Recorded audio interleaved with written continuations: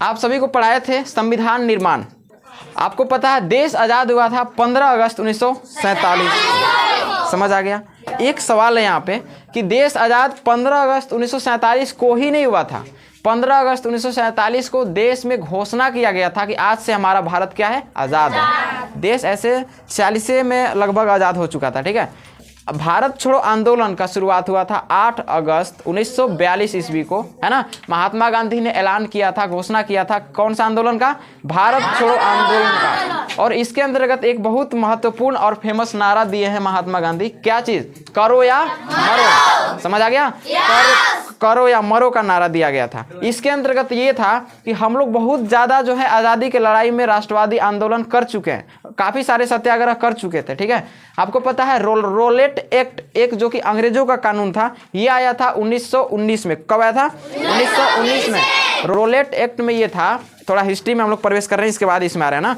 उसमें ये था कि जो भी अगर अंग्रेजों के खिलाफ हम लोग आवाज़ उठा रहे हैं, ठीक है, तो अगर अंग्रेजों को कोई डाउट लगा, मतलब कोई भी भारतीय पर कोई डाउट लग रहा है, तो उस भारतीय को क्या कर लिया जाएगा, गिरफ्तार करके उसे जेल में बंद कर दिया जाएगा। समझ आ गया।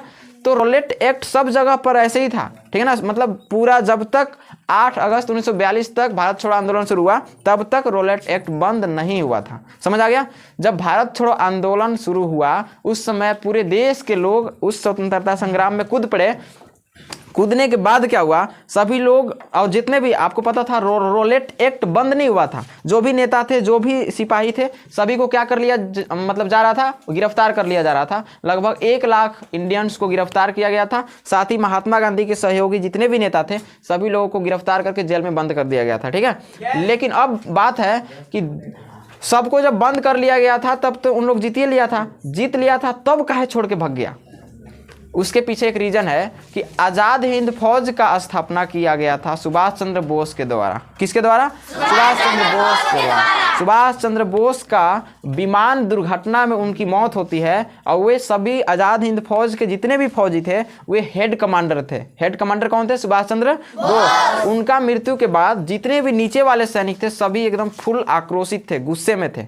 तब जो थे इंडियंस को तो गिरफ्तार, 1 लाख इंडियंस को क्या किया गया, गिरफ्तार किया गया। साथ ही सभी नेताओं को, तो लड़ने वाले तो कोई था नहीं, है कि नहीं। और सबसे अंतिम लड़ाई था, तो इसलिए क्या किया गया कि सुभाष चंद्र बोस के जितने भी सेना थे खोज खोज के अंग्रेज को गोली मार रहा था। समझ आ गया। उस समय एक और मतलब राजनीतिक पार्टी था हमारे यहाँ, उस पार्टी का नाम क्या है बताइए, भारतीय राष्ट्रीय कांग्रेस। उसकी स्थापना कब होती है, 1850 ईस्वी को A.O. ह्यूम के द्वारा। समझ आ गया। अब जो बात रही देश के विभाजन की बात अब होने लगी। इसके चलते जो है 15 अगस्त 1947 को हमारा क्या किया गया, घोषणा किया गया। अब बात आती है, देश तो आज़ाद हो गया, हम सभी लोग गुलाम थे पहले ना, लेकिन हम लोगों के अंदर इतना तो फीलिंग आ गया कि हम लोग आज़ाद हो गए, लेकिन दैनिक जीवन से लग ऐसा रहा था कि हम लोग क्या है, अभी भी गुलाम है। समझ आ गया। और अंग्रेजों का एक्टिविटी जो हम लोग करते थे सेम वैसे ही कर रहे थे। हाँ, एक बात था कि हम लोगों में आक्रोश की भावना बहुत ज़्यादा थी, गुस्सा हम लोगों में काफ़ी ज़्यादा था। इसके बाद क्या हुआ कि अब बताइए कि बिना कोई अधिकार के, बिना कोई नियम के जीवन जीने का कोई मतलब होता नहीं है ना। एक आम आदमी का भी जीवन अधूरा रहता है उसकी पत्नी के बिना। उसकी पत्नी आती है तो उसका घर का नियम कानून सब बताती है, ऐसे करना है, यहाँ नहीं जाना है, उससे बात नहीं करना है ना, बिना पत्नी से पूछे नहीं जाना है, शाम के एकदम टाइम पर घरे आ जाना है ना। ये सब क्या है, डिसिप्लिन होता है ना। तो वैसे ही देश के जितने भी नागरिक थे सभी में डिसिप्लिन की एक आवश्यकता थी, मतलब एक नियम कानून की क्या थी, आवश्यकता थी। इसके बाद जो होता है, हालांकि देश आज़ादी से पहले ही भारतीय लोग अपना कानून बना रहे थे, जैसा कि अंग्रेजों का कानून था रोलेट एक्ट, है ना। फिर बीच में इधर साइमन कमीशन भी आया था 1928 में। प्रश्न पूछता है जी, साइमन कमीशन भारत कब आया, 1928 में। कब आता है, 1928 में। तो वैसे ही जो है अंग्रेज लोग जो हैं काफ़ी सारे उन लोग नियम लगाया था। इंडियंस भी अपना रूल रेगुलेशन बना रहे थे, जो कि कानून पूरी तरीके से बनकर, अब कानून बनाने के लिए बनता कैसे उस चीज़ को समझिए। सबसे पहले भारत में किया गया संविधान सभा का गठन किया गया। क्या किया गया, संविधान सभा। संविधान सभा, एक सभा मतलब मीटिंग होता है, संविधान मतलब कोई कानून नियम होता है, ठीक है। संविधान सभा बनाया गया। अब बताइए कि मान लीजिए हमारा ये सभा है, पूरे क्लास में क्या है, सभा। इसका अध्यक्षता अभी कौन कर रहा है, हम कर रहे हैं, हम पढ़ा रहे हैं ना आप लोग के। तो वैसे ही संविधान सभा के अध्यक्ष बनाया गया किनको, जल्दी बताइए, डॉक्टर राजेंद्र प्रसाद को। किनको बनाया गया, डॉक्टर राजेंद्र प्रसाद को, जो कि भारत के प्रथम राष्ट्रपति बने थे। कौन बने थे, राष्ट्रपति। समझ आ गया। अब संविधान सभा में सभी प्रकार के नेता थे कि कौन सा रूल रेगुलेशन बनेगा, क्या होगा क्या नहीं होगा, ऐसे। अब बताइए, इसके बाद एक और कमिटी का गठन किया गया। उस कमिटी का नाम था मॉडल पेपर बनाने का। जैसे अभी आप लोगों का एग्जाम आने वाला है, मॉडल पेपर जारी कर दिया गया है परसों दिना, ठीक है। इसमें यह है कि आपके एग्जाम में कितना सवाल पूछेगा, किस टाइप का मॉडल रहेगा, ऑब्जेक्टिव रहेगा कि सब्जेक्टिव रहेगा, है ना, ऐसा कुछ। तो वैसे ही इन लोग मीटिंग के दौरान डॉक्टर राजेंद्र प्रसाद की अध्यक्षता में संविधान सभा के मीटिंग में ये बताया जाता है कि हम लोग मॉडल तो बनाएंगे लेकिन थोड़ा सा हट के भी तो बनाना है, सबका फोटोकॉपी थोड़े रखेंगे। जैसे सबसे खतरनाक कानून बताया जाता है सऊदी अरब का। कहाँ के है? सऊदी अरब का सबसे खतरनाक कानून, समझ आ गया। वहां पर आज भी राजतंत्र है, लोकतंत्र वहां पे नहीं है, समझ आ गया। तो वैसे ही इनकी अध्यक्षता में बताया गया कि हमारा जो है भारतीय लोग काफी कठिनाइयों का सामना करते आ रहे हैं बहुत पहले से, 100-200 साल पहले से। तो एक ऐसा नियम बनाया जाए जो लोगों में थोड़ा डर भी पैदा करे और थोड़ा सा मतलब उदारता की भी भावना रखे, मतलब थोड़ा सा इंसानियत की भी भावना रखना है कानून के द्वारा, समझ आ गया। तब बनाया गया कि किस टाइप का हम लोग जो है प्रश्न तैयार करें, किस टाइप का रूल रेगुलेशन तैयार करें, थोड़ा सा लिख कर एक चीज बनाया जाए, समझ आ गया। तो बताया जाता है कि सबसे बड़ा जो नियम कानून है, संविधान है, सबसे बड़ा संविधान कहाँ का है? अमेरिका का है। सबसे बड़ा कानून कहाँ का है? अमेरिका। लेकिन अब सवाल है कि सबसे बड़ा एवं लिखित संविधान कहाँ का है? भारत का। लिखल है, हर एक रूल नियम क्या किया गया है? लिखा हुआ है, समझ आ गया। अब जो है कि संविधान सभा में मीटिंग पूरा समाप्त होने के बाद एक और कमेटी बनाया जाता है। वो कमेटी केवल लिखने वालों का कमेटी बनाया जाता है। कमेटी लिखने में रूल रेगुलेशन जो लिखना है वो लिखने वाला कमेटी कौन रहेगा? तो उस कमेटी को कहते हैं हम लोग प्रारूप कमेटी। क्या कहते हैं? प्रारूप कमेटी। हालांकि इसको बोलते हैं मॉडल कमेटी भी बोल सकते हैं, क्योंकि प्रारूप का इंग्लिश क्या होता है? मॉडल। तो प्रारूप कमेटी में भी एक अध्यक्ष होता है। मान लीजिए कोई भी ग्रुप होता है ना, कोई भी ग्रुप, उसका एक हेड कमांडर जरूर होता है, ठीक है। तो वैसे ही प्रारूप कमेटी भी जो बना तो उसका भी कोई ना कोई अध्यक्ष बना। तो उसका अध्यक्ष बनते हैं डॉक्टर B.R. अम्बेडकर, मतलब शॉर्ट में नाम है इनका B.R. अम्बेडकर। फुल फॉर्म क्या है? भीमराव अम्बेडकर, समझ आ गया।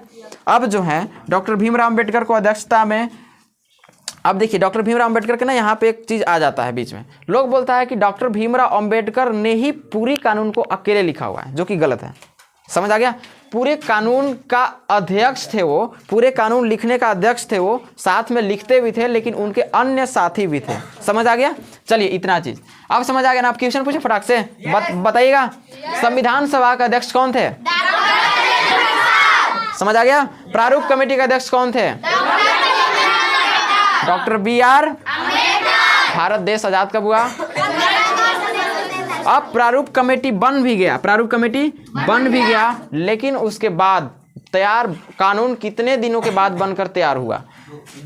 2 वर्ष 11 माह, 2 वर्ष 11 माह 18 दिन लग गया पूरे कानून को लिखित संविधान तैयार करने में, समझ आ गया।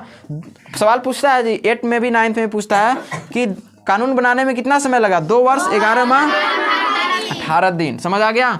अब जो है कानून बनकर तैयार किस दिन हुआ था? तो वो आपका हुआ था, आप लोग प्रस्तावना जानते हैं ना, प्रस्तावना में लास्ट में बोलता है 26 नवंबर 1949 को, 26 नवंबर 1949 ईस्वी को कानून पूरी तरीके से बनकर डॉक्टर भीमराव अम्बेडकर संविधान सभा के अध्यक्ष डॉक्टर राजेंद्र प्रसाद को सौंप दिए कि लीजिए आपका कानून हम बनाकर क्या कर दिए? तैयार कर दिए। अब है कि कानून लागू कब किया गया? 26 जनवरी 1950 को। उसी दिन से जब कानून लागू हुआ, उसी दिन से ना बोलेंगे कि अब से हम कानून को फॉलो कर रहे हैं, तो वही है कानून को पारित करना, लागू करना 26 जनवरी 1950 से। अब सोचने वाली बात है 26 नवंबर 1949 से, है ना, 26 जनवरी 1950 ये होता है 2 माह का गैपिंग। 2 माह का गैपिंग क्यों लिया गया? इसलिए किया गया कि डॉक्टर B.R. अम्बेडकर पे लोगों को तो भरोसा ऑलरेडी था कि ये कानून को बनाकर तैयार कर सकते हैं, लेकिन ये खुद से बोले थे कि नहीं आप लोग चेक चाक कर लीजिए। बीच में काफी सारे नियम लगे, उसमें 2 महीने का लेट हुआ, तब जाके अंततः कानून को कब लागू किया गया? 26 जनवरी 1950 को। कोई दिक्कत है? चलिए अब आगे बढ़ते हैं। कानून में जो हमारे लिए अभी क्या बोले कि एक अधिकार हमारे पास होना आवश्यक है। कानून मिल गया, रूल रेगुलेशन सबके पास होता है कि नहीं? आप घर में जाते हैं, आपके घर में भी अभी काफ़ी सारे रूल होंगे कि यहाँ से ट्यूशन पढ़ना है, ट्यूशन पढ़ के सीधा स्कूल जाना है, स्कूल से सीधा घरे जाना है, घरे के बाद जाके खेलना है, इतना है कि नहीं? शाम के कितना बजे सोना है, कितना बजे खाना है, ये सब क्या है? डिसिप्लिन है, ये सब क्या है, नियम है, डिसिप्लिन है, नियम है, कानून है, सब है आपके घर का, ठीक है ना। अब हर एक घर का अलग अलग नियम कानून होता है। तो वैसे ही जो भारतीय लोगों का था एक और चीज़ कि कानून के साथ साथ आपको कुछ अधिकार भी दिया जाता है। जैसे आपके घर का कानून है ना, ध्यान दीजिए पीछे, आपके घर का कुछ कानून होता है ना, तो घर के कानून के साथ साथ अधिकार भी दिया जाता है। वो अधिकार आपके पिताजी के पास है, आपके अभिभावक के पास है कि नहीं, पेरेंट्स के पास, माता पिता के पास। माता पिता मम्मी पापा जो है आपको पीट पाट भी देंगे तब वो आप कुछ नहीं कर सकते हैं, क्योंकि पीटना मारना उनका क्या है, अधिकार है। समझ आ गया। अब चाहे वो प्यार से पीटे या गुस्सा में पीटे या लात से पीटे या जूता से पीटे, बात बराबर है, ठीक है। तो वैसे ही जो भारत का जो कानून है, भारत को आपको एक घर समझना है, अभी हम समझा रहे हैं, तब क्या समझना है, घर। आप हम सभी ये घर के क्या है, मेंबर हैं। अब जो कानून बना, तो कानून बनने के बाद जो है क्या किया गया, हमें अधिकार दिया गया। क्या दिया गया, अधिकार। इसी अधिकार को हम लोग बोलते हैं मौलिक अधिकार। क्या बोलते हैं, मौलिक अधिकार। और इसे इंग्लिश में बोलते हैं फंडामेंटल राइट्स बोलते हैं। क्या बोलते हैं, फंडामेंटल राइट्स बोल देते हैं। समझ आ गया। अब आपको बताते हैं कि ये जो दोनों शख्स थे, यानी कि डॉक्टर राजेंद्र प्रसाद, ठीक है ना, भारत के प्रथम राष्ट्रपति बने थे। कौन बने थे, डॉक्टर राजेंद्र प्रसाद। ये अनलिमिटेड टाइम के लिए थे, जब तक जीवित रहेंगे तब तक ये राष्ट्रपति रहेंगे, ठीक है। हाँ, मर गए। उसके बाद देश का प्रथम कानून मंत्री कौन थे, डॉक्टर भीमराव अंबेडकर। समझ आ गया। और प्रथम प्रधानमंत्री कौन बने थे, डॉक्टर नहीं, पंडित जवाहरलाल नेहरू। समझ आ गया। चलिए अब हम लोग बात कर लेते हैं अपने मौलिक अधिकारों की। समझ आ गया। हमारे पास टोटल कितना मौलिक अधिकार दिया हुआ है, कितना है, 6 मौलिक अधिकार, फंडामेंटल राइट। सबसे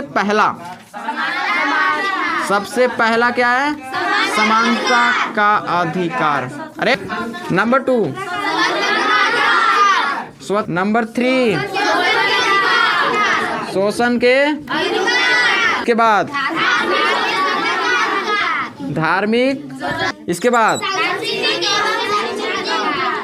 सांस्कृतिक एवं के बाद औपचारिक। बस समझ लेना है, आपको हम लाइन बाय लाइन बताते हैं, इसको लिखना नहीं है क्योंकि मार्कर में भी विटामिन की कमी हो गया है, ठीक है।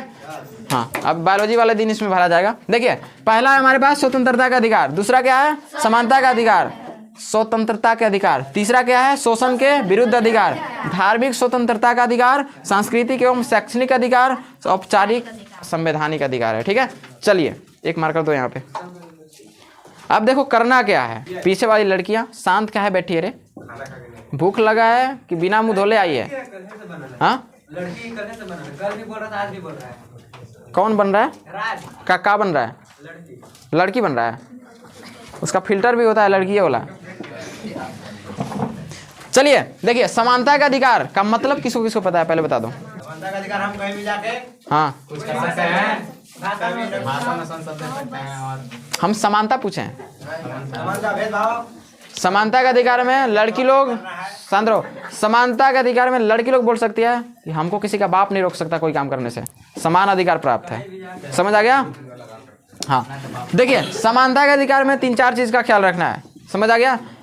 आपको जाति के नाम पर कोई भेदभाव नहीं कर सकता, कोई धर्म के नाम पे भेदभाव नहीं कर सकता।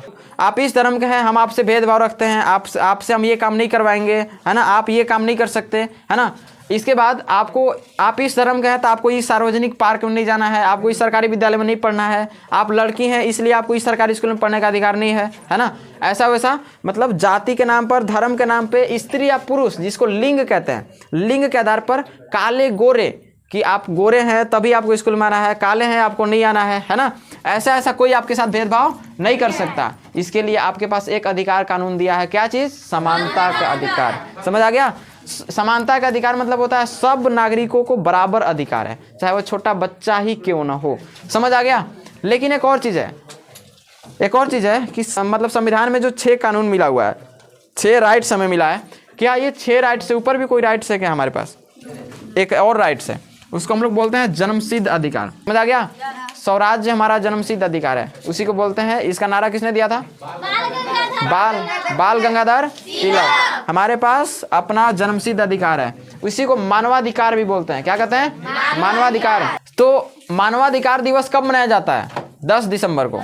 कब मनाया जाता है? 10 दिसंबर को। समझ आ गया। उस अधिकार के तहत यह है कि आप इंसान हैं, आपको जीने का हक है। इसका मतलब क्या है, आपको जीने का हक है, लेकिन कैसे जीना है वो जीने का हक कौन देता है आपको? भारतीय संविधान देता है। कितना अधिकार दिया है? 6। पहला अधिकार क्या है?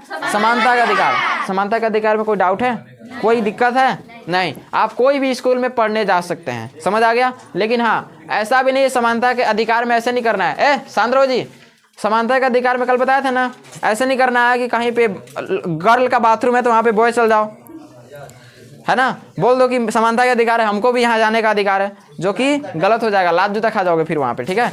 और यही कानून लात जूता देगा, समझ आ गया। और लड़की लोग देगी वो भाई प्लस में देगी, सूद ब्याज जोड़ के उन लोग देती है।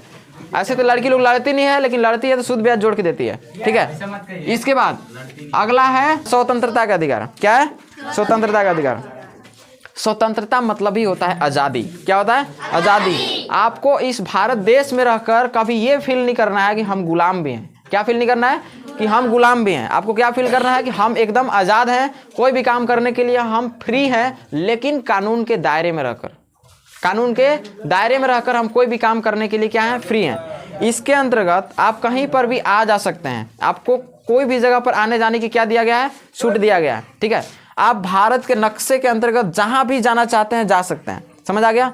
आपको कहीं पर भी कोई भी स्पीच देने का अधिकार है, समझ आ गया। इसके बाद तीसरा क्या है? शोषण के विरुद्ध अधिकार। समझ आ गया। शोषण के विरुद्ध अधिकार में यह है कि कोई भी शोषण मतलब क्या होता है? कोई किसी को परेशान कर रहा है तो हम लोग बोलेंगे कि वह इंसान किसी को शोषित कर रहा है, समझ आ गया। शोषित करना मीन्स क्या हो गया?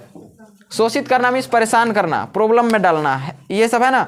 या देखिए, हम लोग के पास जो रियल जो प्रॉब्लम होता है ना, वो होता है हम लोग इसी अधिकार के तहत जो होता है लड़ने जाते हैं किसी के पास। शोषण के विरुद्ध अधिकार। शोषण के अधिकार हम लोग देखो, एक किसी को बोलने नहीं आता है तो क्या बोल देते हैं? शोषण के अधिकार हमको मिला हुआ है। मतलब शोषण के अधिकार का मतलब समझ रहे हो क्या होता है? किसी को हम शोषण कर सकते हैं, ऐसा कानून कौन, मतलब ऐसा कानून हमें कहता है, जो कि ये गलत है।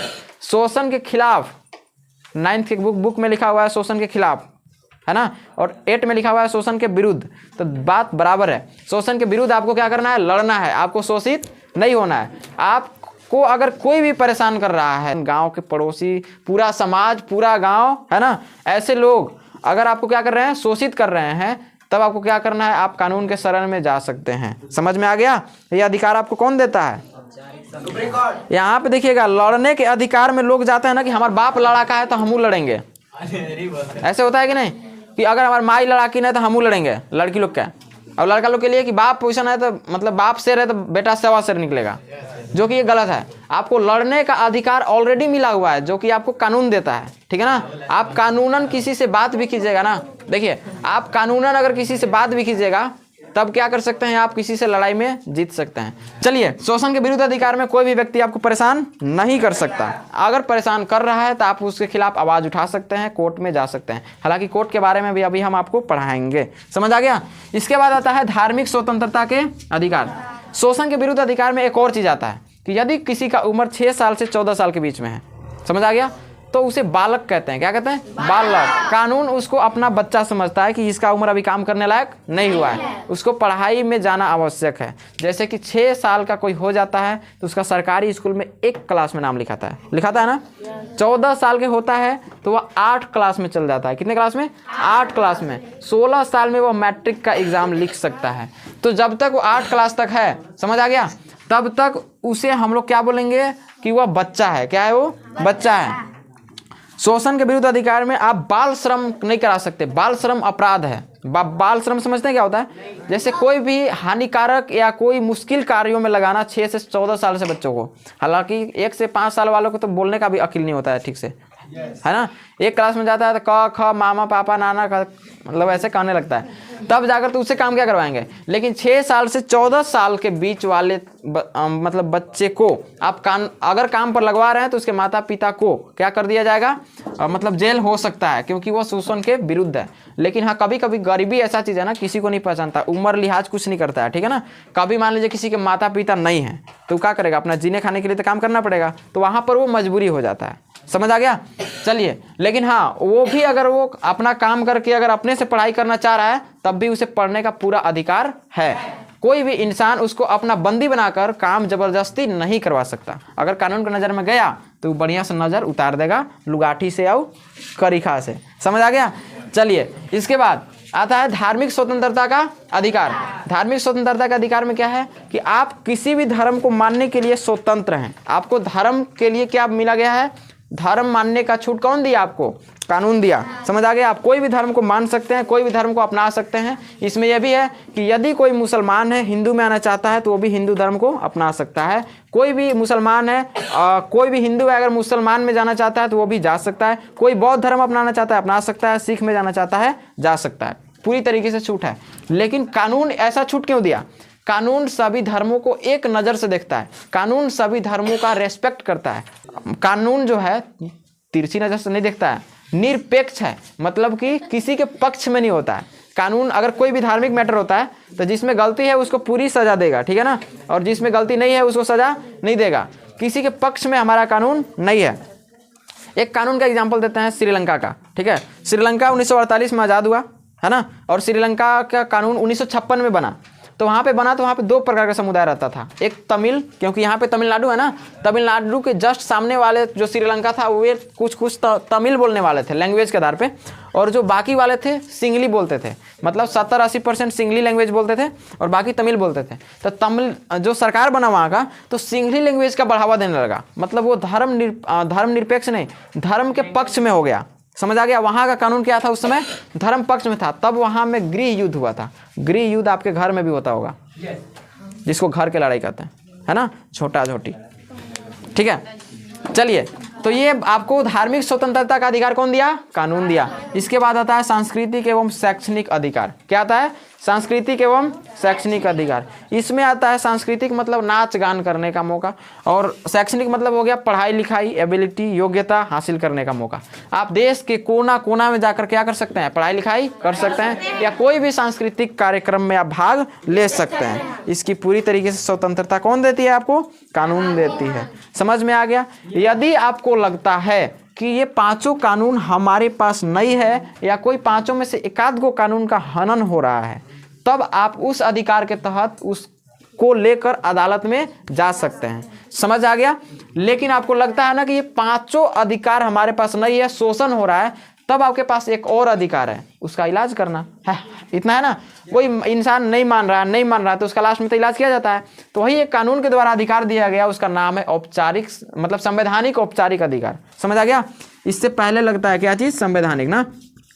संवैधानिक में यह है कि कानूनन आप किसी से ऐसे ही नहीं उपचार कर देना है, किसी को पीट पाट के नहीं, ठीक है ना। क्या करना है? कानूनन क्या करना है? उसको संविधान मतलब संवैधानिक तरीके से उसका उपचार हम कर सकते हैं। उपचार करने के लिए हमारे पास बनाया गया है क्या चीज़? कोर्ट। क्या बनाया गया है? कोर्ट। समझ आ गया?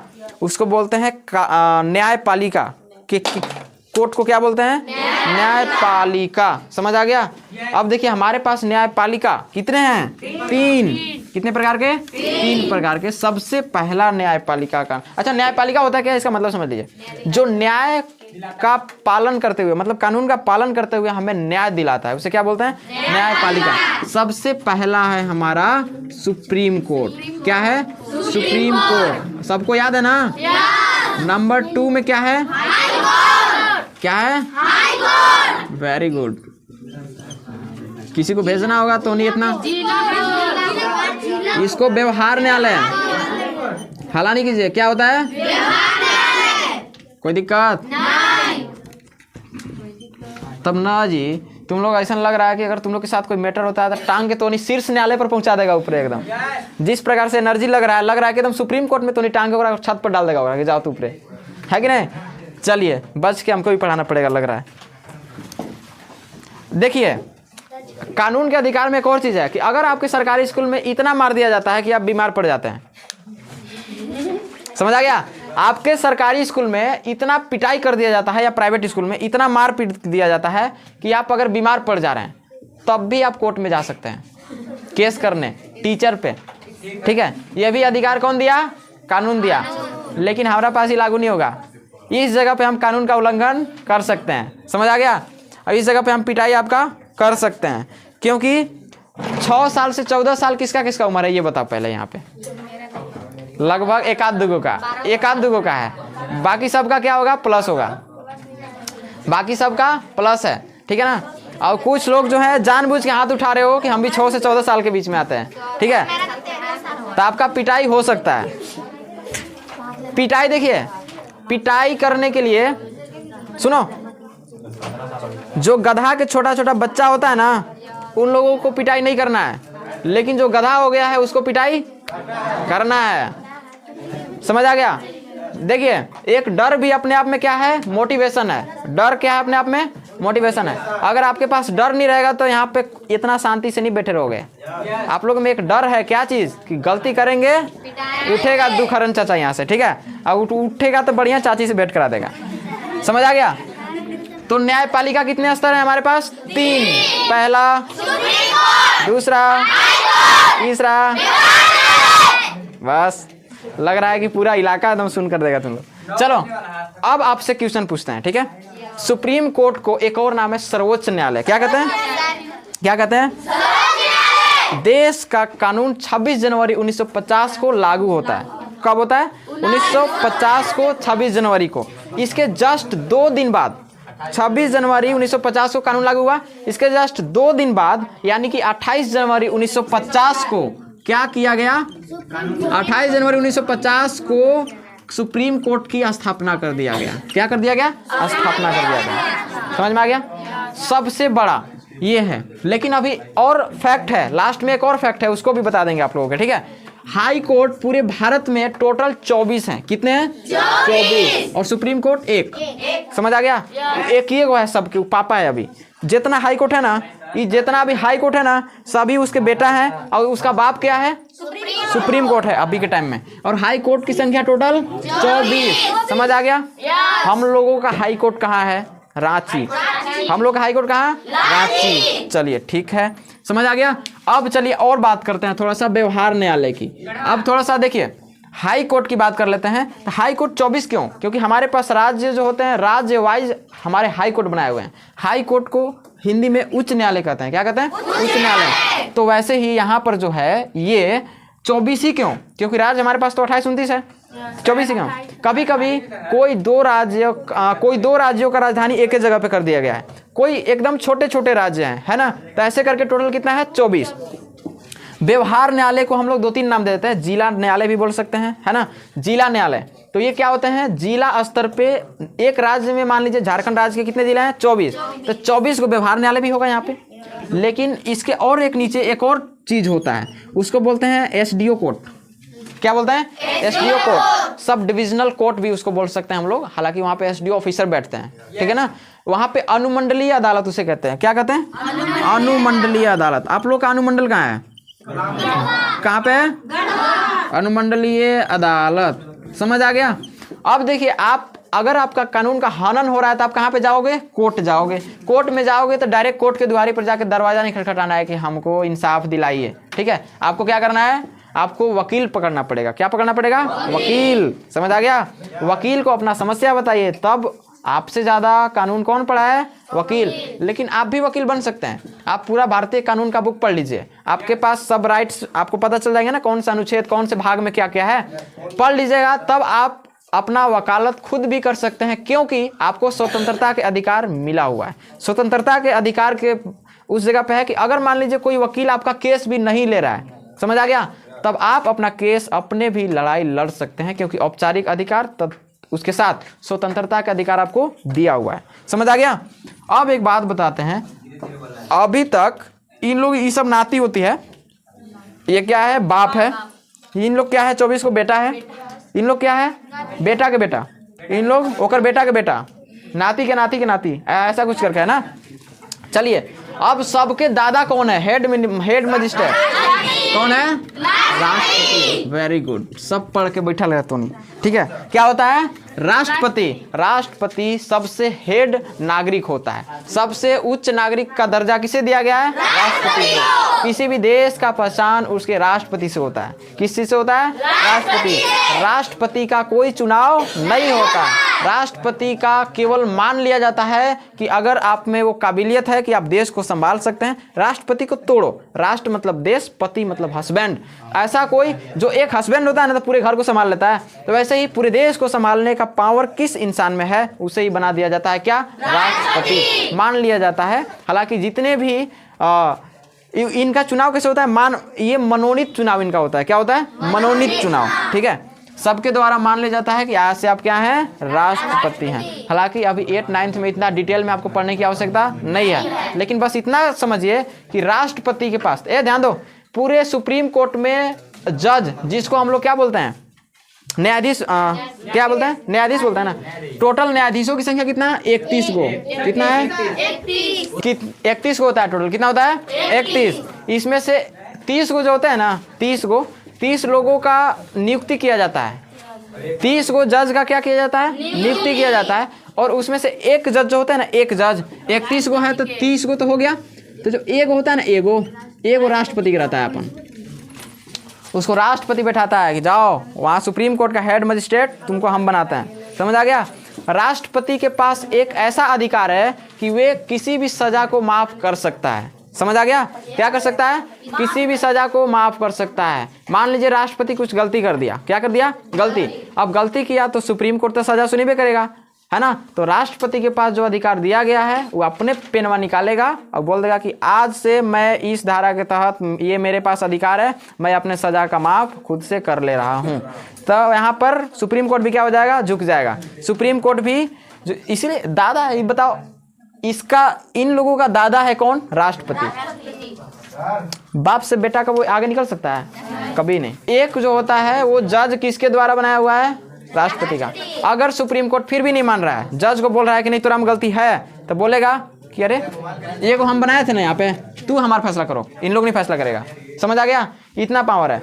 अब सुप्रीम कोर्ट किसी को भी बनाया जाता है, चाहे वो राजनीतिक पार्टी में से जुड़ा है या नहीं है। समझ आ गया? लड़का शांत रहो ना। यदि कोई ऐसा इंसान जो राजनीतिक या पॉलिटिक्स से जुड़ा हुआ है या नहीं है, उसको भी राष्ट्रपति बना दिया जा सकता है। समझ आ गया? चलिए, जैसे कि APJ अब्दुल कलाम, है ना, मिसाइल मैन, पहले तो साइंटिस्ट थे, इनको राष्ट्रपति बनाया गया। क्यों? क्योंकि देश को भरोसा था इन पे। समझ आ गया? मान लिया गया था ऐसे। समझ आ गया? सुप्रीम कोर्ट के जितने भी जज होते हैं, यानी कि जितने भी न्यायाधीश होते हैं, इन सभी को शपथ दिलवाने का काम राष्ट्रपति को होता है। समझ आ गया?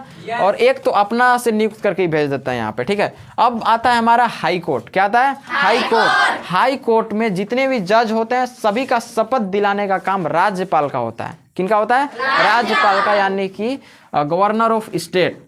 स्टेट के जितने भी गवर्नर होते हैं, गवर्नर को राज्यपाल बोलते हैं ना, वही राज्यपाल को क्या कर दिया जाता है? बना दिया जाता है, मतलब शपथ दिलवाने के लिए भेजा जाता है। समझ आ गया?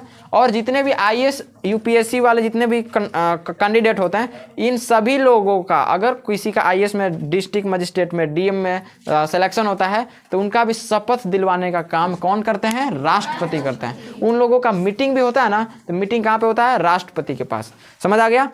अब बताइए, अगर आप ज़्यादा पढ़ाई कीजिएगा तो DM बन जाएगा, डिस्ट्रिक्ट मजिस्ट्रेट। ठीक है, ज़्यादा पढ़ाई कीजिएगा तो राष्ट्रपति भी आप बन सकते हैं, है ना। लेकिन राष्ट्रपति, चाहे वो राजनीतिक नेता भी राष्ट्रपति क्यों ना हो, राष्ट्रपति के सामने ही बस आपको झुकना है। DM का इतना पावर है, बाकी दुनिया में किसी से नहीं झुकना है। समझ आ गया? इसके अलावा DM आप बन जाते हैं तो क्या करना है आपको? प्रधानमंत्री भी आते हैं ना, तो आपके केबिन में 5 मिनट इंतजार करते हैं, 5 मिनट आपके सामने खड़े रहेंगे। जबकि हेड होते हैं प्रधानमंत्री, पूरे मंत्री परिषद का क्या होता है? हेड होते हैं। वो भी आपके सामने 5 मिनट, और आपको उठना नहीं है उनके रेस्पेक्ट में, इज्जत करने की। हाँ, अरे मंत्री जी आ गए, उठते हैं चेयरपर्सन, ना आपको बैठे रहना है। ये होता है असली पढ़ाई का पावर। और यहाँ पर लोग बोलते हैं कि पढ़ लिख के क्या होगा, है ना।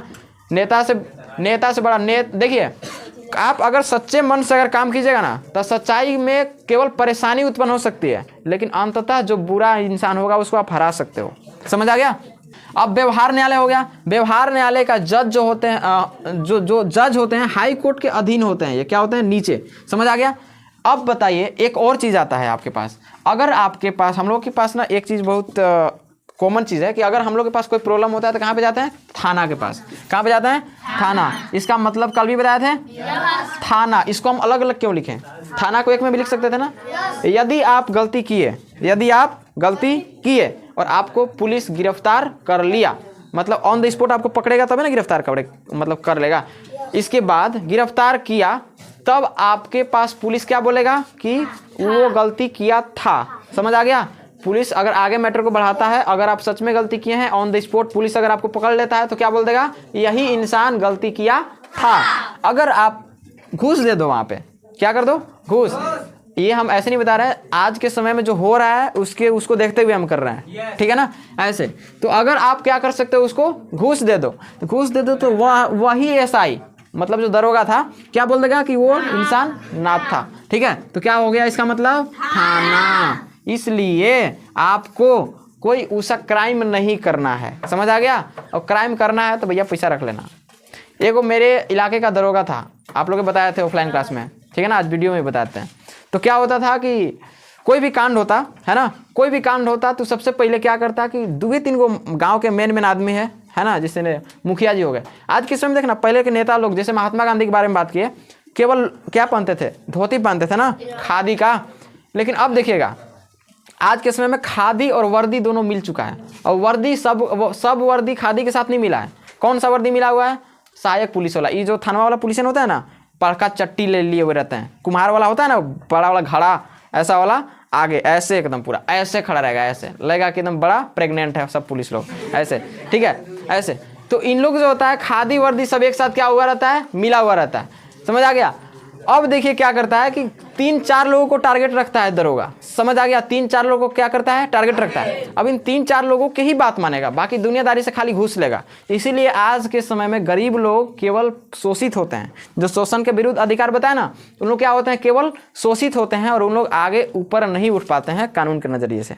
इसके लिए एक और नियम जारी मतलब किया गया, जनहित याचिका। क्या किया गया, जनहित याचिका। कल बताया था ना, याचिका में ये चीज़ है कि आप एकदम गरीब हैं, उसके लिए भी आपके लिए भी एक कानून बना हुआ है। आपके पास कुछ पैसे वैसे नहीं है, जनहित याचिका में यदि आप एकदम गरीब हैं, आप केवल खा पी रहे हैं, केवल जीवन गुजर कर रहे हैं, है ना, और कोई आपको परेशान कर रहा है, तो आप जनहित याचिका कानून का सहारा लेकर अदालत में जा सकते हैं। उसके लिए आप सीधा हाई कोर्ट भी जा सकते हैं। अगर व्यवहार न्यायालय में आपका मुकदमा नहीं सुनवाई हो रहा है तो कहाँ तक जा सकते हैं, हाई कोर्ट तक भी जा सकते हैं। थाना में आप लोग से यही दरखास्त करते हैं कि अगर जो भी लोग अगर पुलिस लाइन में जाना चाहते होंगे, डिफेंस लाइन में, तो कभी भी मोटका पुलिस मत बनना। जब बनना होगा आर्मी लाइन में जाना। आर्मी लाइन वालों किसी का बात नहीं सुनता है, इतना डिसिप्लिन होता है ना, इतना डिसिप्लिन होता है आर्मी वालों का कि उतना किसी का नहीं होता है, समझ आ गया। देश का नेता में तो कोई डिसिप्लिन नहीं है आज के समय में, समझ आ गया। कानून के नज़र में सभी लोग समान है, लेकिन इसके लिए आपको पढ़ना लिखना जरूरी है। अगर आप पढ़ाई लिखाई किए हुए मतलब हैं, तब आप कभी भी कानून से आपको डर नहीं लगेगा, कोई भी प्रशासन से डर नहीं लगेगा। और ये जो थाना वाले जितने भी खासकर दरोगा लोग होते हैं ना, ये दरोगा लोग को अगर एक नज़रिए से देखें तो इन लोग अगर हीरो भी है, इन लोग क्या है, रियल हीरो हो सकता है। क्योंकि देश के बॉर्डर पर रक्षा करने वाले हमारे आर्मी के जवान हैं, है ना, और देश में जितने भी कमांडो हैं ये सब हमारे रक्षा करते हैं। लेकिन इन लोग भी रियल हीरो हो जाएगा, क्योंकि हर एक प्रखंड में, हर एक ब्लॉक में एक थाना स्थापित है। हर एक प्रखंड में जितना भी क्राइम हो रहा है, जितना भी अपराध हो रहा है, सभी क्राइम पे भी छुटकारा पा सकता है इन लोग किसी चीज़ की कमी नहीं रहता है, ठीक है। इन लोग के पीछे लगभग 400-500 तो पुलिस ऐसी रहता है, एक दरोगा के पास 400-500 पुलिस का फोर्स रहता है, ठीक है। अगर इन लोग दरोगा बना और कोई दूसरे जगह पे ट्रांसफर हुआ, मात्र 15 दिन अगर बढ़िया से ड्यूटी कर दे, कितना दिन, 15 दिन, दिन रात एक करके ड्यूटी कर देना, तो इंसान का रूह कांप जाएगा कोई गलती काम करने में, है ना। ऐसे बोल देगा कि दबंग आया है यहाँ का, एकदम जैसे हम लोग हीरो कैसे देखते हैं रियल मूवी में। कोई नेता होता के बात मत सुने, नेता क्या करेगा, ज़्यादा से ज़्यादा ट्रांसफ़र करवाएगा। नेता के पास इतना ही पावर है, क्या करवा सकता है, एप्लीकेशन लगा के ट्रांसफ़र भी करवाएगा। तो क्या करेगा, ट्रांसफ़र भी करवाएगा। तब भी वहाँ पे एक पॉइंट है, जिस इलाके में ट्रांसफ़र करवा रहा है वहाँ पर तू उस टाइप के काम ही करो, समझ आ गया। तब आपको रियल हीरो बनने से कोई नहीं रोक सकता है। लेकिन इन लोग यहाँ पे बन जाता है दोगला वर्ड यूज करना पड़ता है। दोगला वर्ड आजकल मंत्री जी पे यूज़ किए थे ना, शिक्षा मंत्री पे, तो दोगला वर्ड यूज़ किए थे तो बड़ी फ़ोन आ रहा था हमारे पास कि एक टीचर को गाली नहीं देना चाहिए, दोगला नहीं बोलना चाहिए। ओकरा चोट्टा सुगर बेड़ा सब बोल दिए हम, ठीक है। तो दोगला बोलना कोई बड़ी चीज़ नहीं है। दोगला उसी को ना बोलते हैं जो इधर भी काम कर रहा है, ओने भी काम कर रहा है। मतलब कभी कभी ज़रूरत पड़ने पर ठीक भी काम कर रहा है, ओने जगह जगह पर क्या कर रहा है, किसी का बाथरूम भी साफ कर रहा है, जैसे नेता लोग का, है ना। तो ऐसे तो यहाँ पर दोगला वर्ड यूज करना कोई बड़ी चीज़ नहीं है, समझ आ गया। तो ये होता है दरोगा के पावर। दरोगा के पावर ऐसे देखो तो जीरो भी है, दरोगा का पावर ऐसे देखो तो ऊपर भी है। यदि दरोगा आपका बात नहीं सुनता है, तब आप कहाँ पे जाइएगा, एसपी के पास जाइएगा। कहाँ पे जाना है, एसपी जो बैठा हुआ है वो यूपीएससी कंडक्ट करके बैठा हुआ है, और उसे आईपीएस कहते हैं। क्या कहते हैं, आईपीएस। और आईपीएस जो होता है पूरे जिला का पुलिस का मालिक होता है, समझ आ गया। तो जो एसआई जो बनते हैं ना यहाँ पे, एसआई के बाप कौन होता है, एसपी होता है, समझ आ गया। एसपी का एक कॉल उसको सस्पेंड करवा सकता है। एसपी का एक बात उसको क्या कर सकता है, सस्पेंड करवा सकता है। तब आपको, आप पढ़े लिखे रहोगे तब ना ये सब मैटर जानोगे, इतना है कि नहीं। अब देखिए, यदि आप एसपी बनते हैं तब आप और सुपर हीरो बन जाएगा, क्योंकि एसपी बनिएगा आपके पास पूरे जिला का फोर्स आ जाएगा। क्या है, पूरे जिला के दरोगा आपके हाथ में रहेगा, पूरे जिला के पुलिस आपके हाथ में रहेगा। समझ आ गया, यदि आप एक एसपी बनते हैं तो। अभी हमारा एसपी है ना जिला के, पूरा जिला के दरोगा, एसपी, थाना सब किसके अंडर में है, एसपी साहब के अंडर में है। समझ आ गया। तो एसपी देने के लिए, एसपी बनने के लिए आईपीएस का तैयारी करना पड़ेगा, उसके लिए आपको यूपीएससी का एग्जाम देना पड़ेगा। समझ आ गया। और यूपीएससी एग्जाम दुनिया का सर्वश्रेष्ठ एग्जाम में से एक आता है। समझ आ गया। तब जाकर आप डीएम बनिएगा। प्रधानमंत्री को 5 मिनट खड़ा करना है तो उसके लिए तो पढ़ाई भी तो करना पड़ेगा। समझ रहे हो ना। पढ़ाई के दम पर यदि आपका सपना है कि प्रधानमंत्री को 5 मिनट खड़ा कराना है और आपको बैठे रहना है, तब आपको क्या करना पड़ेगा, पढ़ना पड़ेगा, आईएएस बनना पड़ेगा ना। आईएएस बोलना 3 अक्षर के वर्ड है, IAS, लेकिन करना इतना भी आसान नहीं है। 3 अटेम्प्ट में एग्जाम होता है। इसके बाद क्या आता है, आईपीएस। आईपीएस के पास बहुत पावर है। आईपीएस भी अगर चाह जाएगा तो सुपर हीरो बन सकता है, सभी का क्लास एक साथ लगा सकता है। समझ आ गया। हफ्ता में एक दिन एसपी मीटिंग करे, है ना, और मीटिंग करने के बाद क्या करे कि पूरा एकदम जितना जहाँ जहाँ गुंडागर्दी हो रहा है पूरा रिपोर्ट जांच करे बढ़िया से, रियल एकदम। उसके बाद देखो, अब खासकर 99.9% एसपी और आईपीएस क्या करते हैं, घूस वूस नहीं लेते हैं। समझ आ गया। यदि आप कोई दरोगा आपकी बातों को नहीं सुन रहा है, आपको दरकिनार कर दिया थाना से, आप सीधा एक एप्लीकेशन लिखिए। एप्लीकेशन लिखने का भी तरीका होता है, कम शब्दों में ज्यादा बात लिखना है। क्या लिखना है, कम शब्दों में ज्यादा बात। ऐसा नहीं कि लिख दीजिए कि मैं यहाँ का रहने वाला हूँ, मेरा ये प्रॉब्लम था, हम वहाँ गए थे तब ऐसा हुआ था। एसपी फाड़ के फेंक देगा, क्योंकि उसका प्रैक्टिस है कि आपको क्या करना है, कम शब्द बताना है उसको। उनके पास बहुत दिमाग होता है ना। एसपी के पास काफी दिमाग होता है। आप डॉक्टर के पास एक चीज बताएगा ना, एक चीज, तो पूरा लक्षण आपको पता कर लेगा कि आपके पास और क्या क्या हो रहा होगा। वो ज्यादा बक बक डॉक्टर करता है क्या, तो वैसे ही एसपी के पास कम शब्दों में ज्यादा बात बताना होता है। बता दीजिएगा। तो अभी एक नोटिस जारी करेगा केवल किसके पास, एसआई के पास, यानी कि दरोगा के पास। ये दौड़ल जाएगा आपके घरे कि क्या प्रॉब्लम हुआ था बताइए, क्योंकि दोनों काम बताए थे कि एक तरीके का हीरो भी है और एक तरफ के क्या है, दोगला भी है। तुरंत जाएगा वहाँ पे। जो इंसान आपको थाना से भगाया था वो इंसान आपके घरे भी आ सकता है।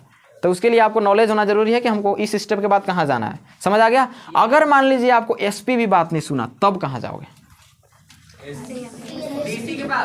डीसी के पास जाओगे। कहाँ पे, डिस्ट्रिक्ट कलेक्टर के पास जाइएगा। डीएम उसी को कहते हैं, है ना, डिस्ट्रिक्ट मजिस्ट्रेट के पास।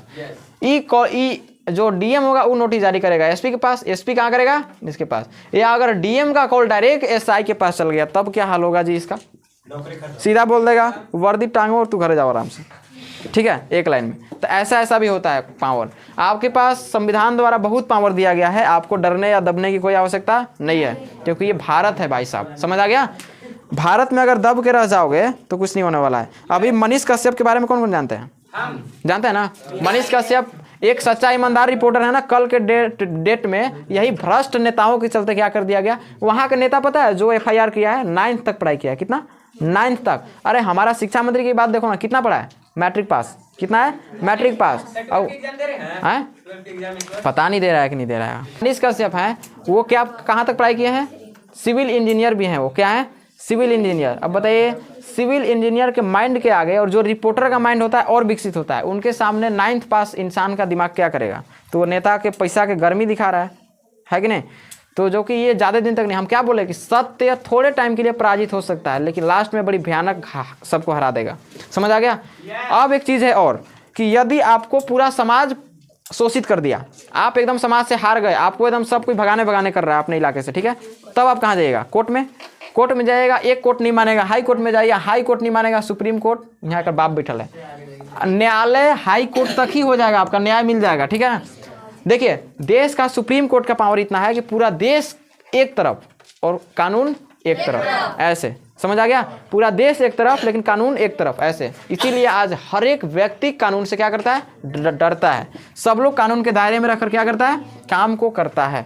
यहाँ तक कि नेता, मंत्री, विधायक भी जेल में जाते हैं। लोग यहाँ पर सोचते हैं ना कि माइंडसेट बना लेते हैं कि नेता को जेल में नहीं बंद किया जाता है, नेता के चलते आम आदमी परेशान होता है। नेता लोग भी जेल में जाता है। देखो, जो तेजस्वी था ना जी, वहाँ के बिहार वाला, जो मनीष कश्यप पर एफआईआर किया है, ओकर बाप जितना था लालू यादव, ये सब उसी खानदान का है ना। तो सब कितना बार जेल में गया है, कई बार जेल में गया है। जेल में बेचारा मर रहा था लालू यादव, है ना। तो ऐसा ऐसा भी कांड हुआ है। तो नेता लोग के भी किसी का भल नहीं हुआ है, सब लोग जेल में जाता है, चाहे मुखिया हो, चाहे मंत्री रहो, चाहे तुम प्रधानमंत्री ही क्यों न रहो, तुमको जेल में जाना पड़ेगा अगर गलती होगा तो। हाँ, यदि आप राष्ट्रपति हैं तभी बच सकते हैं। राष्ट्रपति हैं, आपको जेल में जाने का नोटिस आ गया, है ना, आप कहीं मत जाइए, आप अपना पेन निकालिए, आपके पास जो अधिकार है बोल दीजिए कि मेरे पास ये अधिकार है, हम अपने अधिकार के तहत अपने सजा को माफ करते हैं, और नीचे राष्ट्रपति सिग्नेचर, जाओ घर जाओ अपना। तो ठीक है, ऐसा भी हो जाता है। चलिए, टाइम कितना हो गया, ऊपर देखो। आपको कितना मौलिक अधिकार दिया गया? पहला, दूसरा, तीसरा, चौथा, पांचवा। देश कब आजाद हुआ? 15 अगस्त। देश का कानून बनकर तैयार कब हुआ? 26 नवंबर 1950। और देश का कानून लागू कब किया गया? और देश का कानून बनाने में टाइम कितना लगा? 2 वर्ष 11 माह 18 दिन। देश का कानून कितने दिनों बाद लागू किया गया बनने के बाद? देश का सर्वोच्च नागरिक किसे कहते हैं? देश में कितने न्यायालय?